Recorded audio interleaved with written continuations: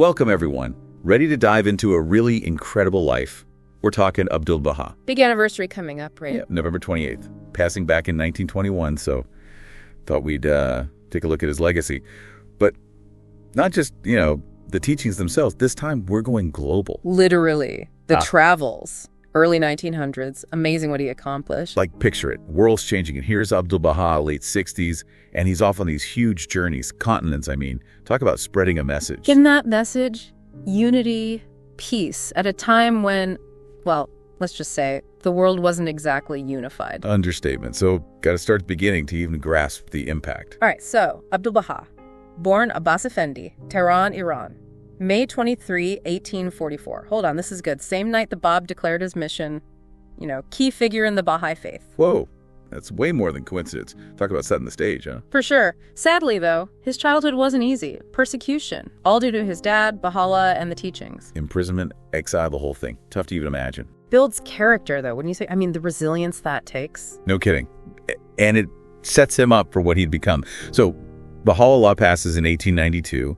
Abdu'l-Bahá, now, he's the center of the covenant. Exactly. Okay, if I'm getting this right, that's a lot more than a title, yeah. Huge responsibility. What did that even mean, practically? Basically the go-to interpreter of the Baha'i teachings. Keeping it unified, transmitting it accurately. You don't see that in every religion, that's for sure. Remarkable. And this is after all those years locked up. Yeah. Most folks would be ready to relax, but not him. 1908, he's free, and bam, off he goes to spread the word. Europe first. 1911. Starts big, too. London, Paris, giving talks at places like City Temple, the Theosophical Society, drawing crowds right away. Influential ones, too. All right, but are we talking teachings that only mattered back then? Or do they still, hold up today? Funny thing is, themes he was hitting on, they're more relevant now than ever. Unity of humanity, peace on a global scale, science and religion working together. We're still struggling with this stuff. So, way ahead of his time. It wasn't just speeches, though, right? He was doing more than that to get the word out. Right. Engaging with the big names of the day. Archdeacon Wilberforce, even Ol Curzon. They'd sit down and hash out things like interfaith harmony, what it'd take to get the whole world on the same page. Not just preaching to folks who already agreed then.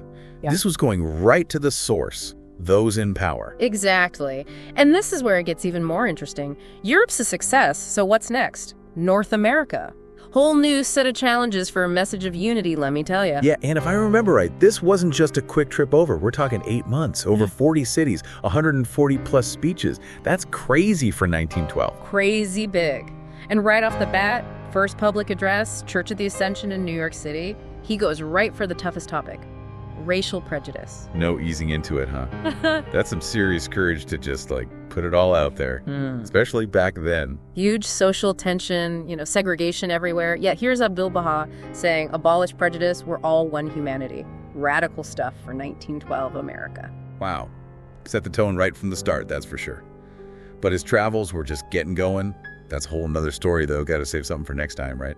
So many amazing stories from his North American tour. Washington, D.C., for instance, Abdu'l-Bahá met with Louis Gregory. First black attorney in the city, And not just met. Encouraged Gregory's marriage. It was interracial, huge deal back then. Oh, absolutely. Can you imagine? 1912 America supporting that must have gotten some serious pushback. Shows how deeply he believed in racial equality, though. Talk is one thing, but taking a stand like that, wow. Especially with everything going on socially at the time. And it wasn't just talk, right? Actions, too. Chicago laid the cornerstone for that Baha'i house of worship, meant to be like a symbol of unity for everyone. It's still there today, right? Yep. And then California trip. What do you think that was about? San Francisco, Palo Alto. Knowing him, could be anything. But given the location, maybe technology, the role it plays in society, all that. Nailed it. Spiritualization of technology, he called it. Hard to believe. 1912, already talking about ethical implications of tech. Stuff we're still figuring out. Well, if he was concerned then, what did he say about AI today, right? Makes you think, doesn't it? Probably urging responsibility, using it for good, all that. Ahead of his time, that's for sure. Yeah. But that wasn't all he talked about. Nope. Men and women equal, world peace, harmony between religions.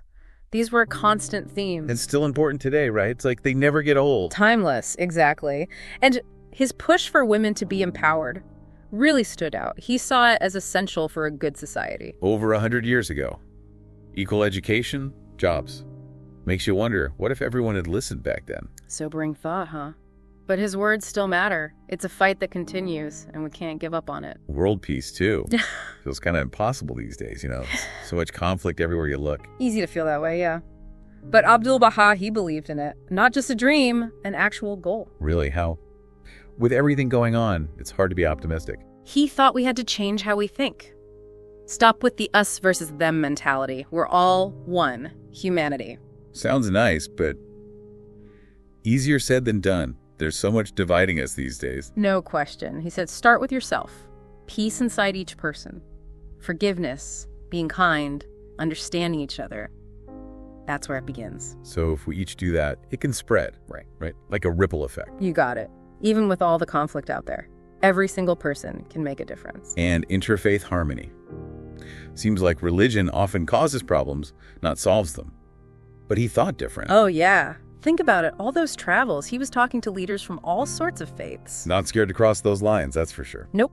And in those meetings, he'd always focus on the common ground. Love, compassion, fairness. All religions show those deep down. So less focus on what separates us, more on what we have in common. Exactly. That's huge today, with all the tension people try to stir up using religion. It's really inspiring, trying to get people to understand each other. But it wasn't just ideas, right? He actually did things. Huge point. He didn't just talk about unity, he lived it. What kind of impact did all that have? Long term, did it actually make the world a better place?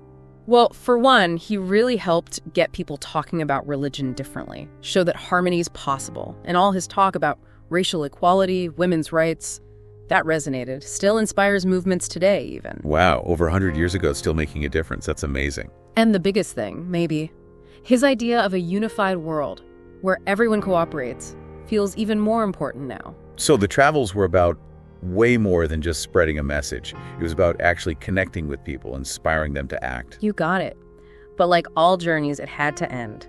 Abdu'l-Bahá passed away November 28, 1921, Haifa, Israel. Can't imagine how that felt for folks who knew him. You don't have to. Thousands came to his funeral, all faiths. Jews, Christians, Muslims, Druze. Really shows you how universal his message was, brought everyone together. Even in death. Powerful. What happened to the Baha'i faith after, though? He planned ahead. In his will, Abdu'l-Bahá named his grandson, Shoghi Effendi, as the guardian. To keep it going, keep it united. Thoughtful, huh? Making sure his teachings would live on. For sure. And speaking of those teachings, there's a whole spiritual side we haven't touched on yet. That's where it gets really interesting. All right, so we've covered a lot of ground, right? Abdu'l-Bahā's life, his travels, all about unity and understanding. But there's this whole other side, the spiritual stuff. Right. Actions speak louder than words, sure. But his teachings, they're like a framework for how to actually grow spiritually, live a better life, make the world better, the whole thing. So if those journeys were planting seeds of unity all over, what were those seeds made of, you know? He believed that spiritual growth, it's not a one-time thing. It's like a lifelong journey, figuring yourself out constantly. Used to say, the human heart's like a garden. Got to tend to it, nurture the good stuff. I like that. Makes it feel doable, Yeah. you know, like something we can work on. But what are those good seeds we got to plant then? Virtues, basically. Kindness, being generous, humble, forgiving others. Those were huge for him. The foundation for a good life, not just for you, but for everybody. Like a moral compass, almost. It helps you figure out what's right. But how do you even learn that stuff? It's easy to say be kind, but actually doing it, that's harder. He was big on prayer, meditation, ways to connect with yourself, you know, block out the noise, get some guidance. So making time to think, to reflect. But it's not all about me, myself, and I, is it? Abdu'l-Bahá talked a lot about helping others too. Huge part of it, yeah. Service to humanity, that's how your spiritual growth shows. He thought, real happiness, it's from using your talents to actually make a difference. It's like you help others, you end up helping yourself too. That's it. And he didn't mean, like, gotta go join the Peace Corps or something. Every little thing counts. Being kind to someone, cheering them up, that's service too. So small stuff matters. Just being aware, paying attention, being good to people in everyday life adds up. Yep. And it all comes back to maybe the biggest thing for Abdu'l-Bahá, the power of love. That's what changes everything. Okay, this is where I get lost sometimes. Love's great and all, but can it really fix the world? We got some serious problems. Seems like we need more than just good vibes. He wasn't talking about, like, romantic love or whatever. He meant a force, an energy. It can knock down walls between people. It's the opposite of prejudice, of hate. So it's not passive. It's active. It can actually get stuff done. How, though? Give me an example. Remember when he tackled racism in America? Didn't just say it was bad. He gave folks a new way to think. Oneness of humanity, everyone's connected. So, changing how you see the world. Choosing love over fear. Realizing we're all part of the same family, humans. You got it. And that doesn't happen overnight, right? It takes effort. Got to look at your own biases, be willing to understand people even when they're different from you. It's a journey, not a quick fix. And Abdu'l-Bahá shows us it's a journey worth taking. 100%. And even though he's been gone over 100 years, what he taught is maybe more important now than ever. It's like a guidebook for the crazy world we live in. And he's saying love, justice, unity, that's how we make it better. What gets me is he didn't just talk about it, he lived it right. Exactly. Abdu'l-Bahá, he walked the walk. That's what makes it so powerful. The world needed love, compassion, wisdom, and he brought it, still does, through his teachings. This has been amazing, seriously inspiring. Abdu'l-Bahā's whole life, his teachings, it just shows you what humans are capable of. Even when things are tough, we can choose to do good. Couldn't have said it better myself. And as we wrap up, I want to leave everyone with something Abdu'l-Bahá himself said. Let your vision be world-embracing rather than confined to your own self. That's a good one to remember. It's like he's saying, look beyond yourself, beyond what's easy and comfortable. Let's build a world where everyone can thrive. That's the goal. Thanks for joining us, everyone. And until next time, keep searching, keep learning, and keep diving deep.